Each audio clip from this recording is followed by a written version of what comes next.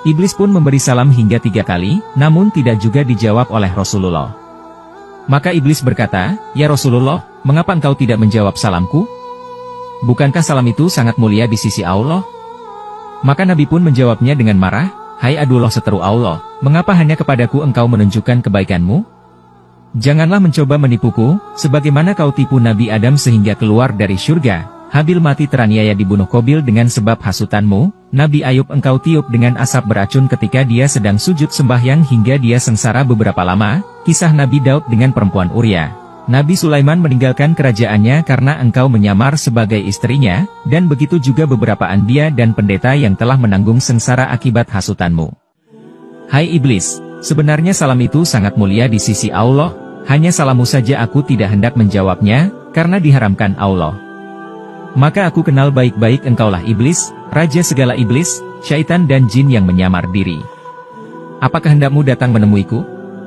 Iblis menjawab, "Ya Nabi Allah, janganlah engkau marah.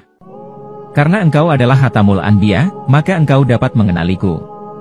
Kedatanganku adalah diperintah Allah, untuk memberitahu segala tipu dayaku terhadap umatmu dari zaman Adam hingga akhir zaman. Ya Nabi Allah, setiap apa yang engkau tanya, aku bersedia menerangkan satu persatu dengan sebenarnya, tiadalah aku berani menyembunyikannya." Maka iblis pun bersumpah menyebut nama Allah dan berkata, "Ya Rasulullah, sekiranya aku berdusta barang sepatah pun, niscaya hancur leburlah badanku menjadi abu." Ketika mendengar sumpah iblis itu, Nabi pun tersenyum dan berkata dalam hatinya, "Inilah satu peluangku untuk menyiasati segala perbuatannya, agar didengar oleh sekalian sahabat yang ada di majelis ini, dan menjadi perisai kepada seluruh umatku." Nabi bertanya, "Jika umatku membaca Al-Quran karena Allah, bagaimana perasaanmu?" Iblis menjawab, "Jika mereka membaca Al-Quran karena Allah, maka rasa terbakarlah tubuhku, putus-putus segala uratku, lalu aku lari daripadanya." Nabi bertanya, "Jika umatku mengerjakan haji karena Allah, bagaimana perasaanmu?" Iblis menjawab, "Binasalah diriku, gugurlah daging dan tulangku, karena mereka telah mencukupkan rukun Islamnya." Nabi bertanya, "Jika umatku berpuasa karena Allah, bagaimana keadaanmu?" Iblis menjawab, "Ya Rasulullah, inilah bencana yang paling besar bahayanya kepadaku. Apabila masuk awal bulan Ramadan, maka memancarlah cahaya arasi dan kursi, bahkan seluruh malaikat menyambut dengan sukacita. Bagi orang yang berpuasa, Allah akan mengampunkan segala dosa yang lalu, dan digantikan dengan pahala yang amat besar, serta tidak dicatatkan dosanya selama dia berpuasa. Yang menghancurkan hatiku, ialah segala isi langit dan bumi, yakni malaikat, bulan, bintang, burung, dan ikan-ikan semuanya siang malam mendoakan ampunan bagi orang yang berpuasa. Satu lagi kemuliaan orang berpuasa, ialah dimerdekakan pada setiap masa dari azab neraka. Bahkan semua pintu neraka ditutup, manakala semua pintu surga dibuka seluas-luasnya, serta dihembuskan angin dari bawah arasi yang bernama angin Syiroh yang amat lembut ke dalam surga. Pada hari umatmu mulai berpuasa, dengan perintah Allah, datanglah sekalian malaikat dengan garangnya menangkapku dan tentaraku, jin, syaitan, dan ifrit, lalu dipasung kaki dan tangan dengan besi panas dan dirantai, serta dimasukkan ke bawah bumi yang amat dalam. Di sana pula, beberapa azab yang lain telah menunggu kami. Setelah habis umatmu berpuasa, barulah aku dilepaskan dengan perintah, agar tidak mengganggu umatmu. Umatmu sendiri telah merasa ketenangan berpuasa, sebagaimana mereka bekerja dan bersahur seorang diri di tengah malam tanpa rasa takut dibandingkan bulan biasa.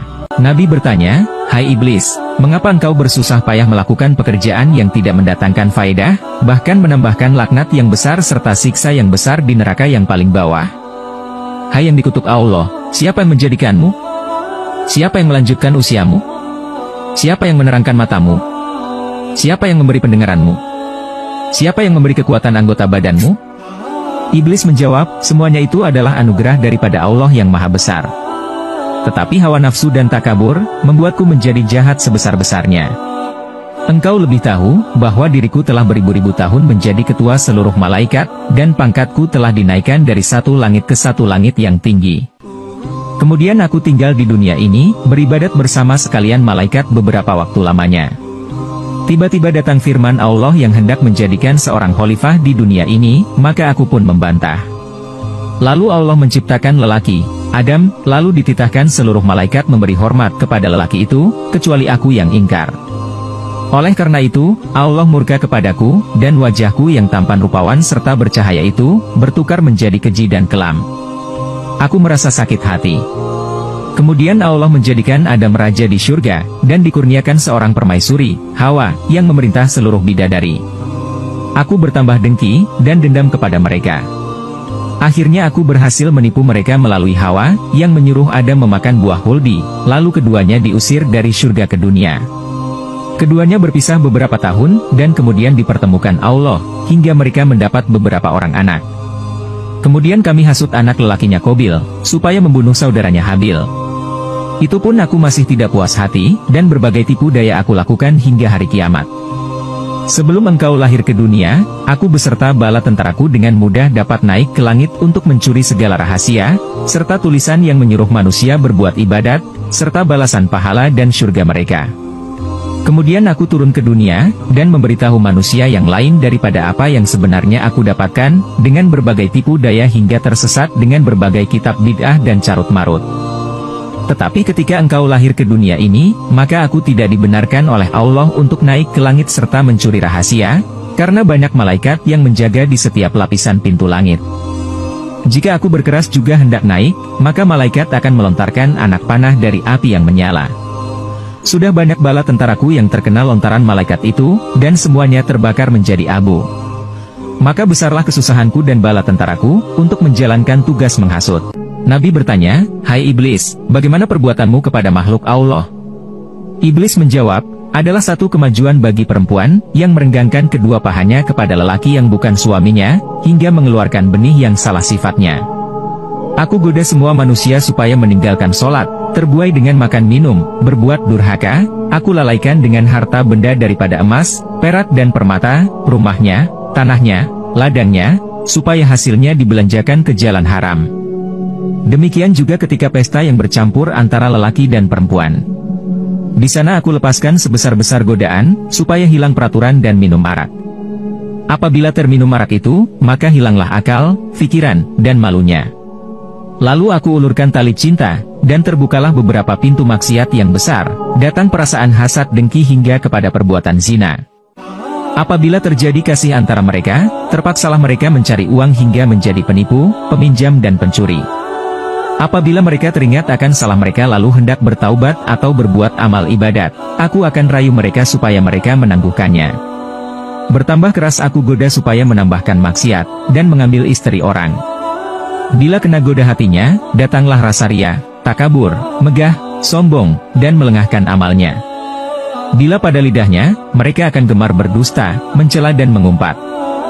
Demikianlah aku goda mereka setiap saat.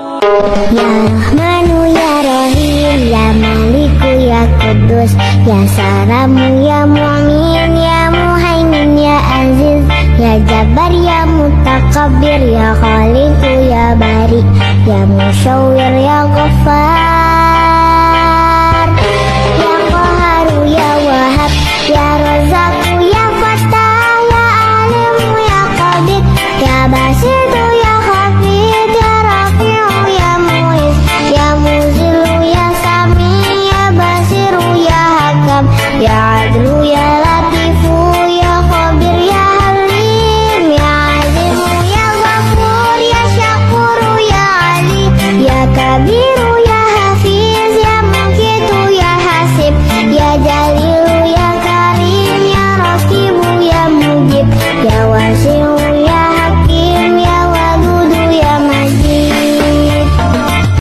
Ya Rahmanu ya Rahim, ya Maliku ya Kudus, ya Salamu ya Mu'min, ya Muhaimin ya Aziz, ya Jabbar ya Mutakabbir, ya Khaliqu ya Bari, ya Musyawwir ya Ghaffar, ya Qaharu ya Wahab, ya Razzaqu ya Fattah, ya Alimu ya Qabid, ya Basitu ya Hafid, ya Rafi'u ya Mu'iz, ya Muzilu ya Sami, ya Basiru ya Hakam, ya Adlu ya Latifu, ya Khabir ya Halim, ya Azimu ya Ghafur, ya Syakuru ya Ali, ya Kabiru ya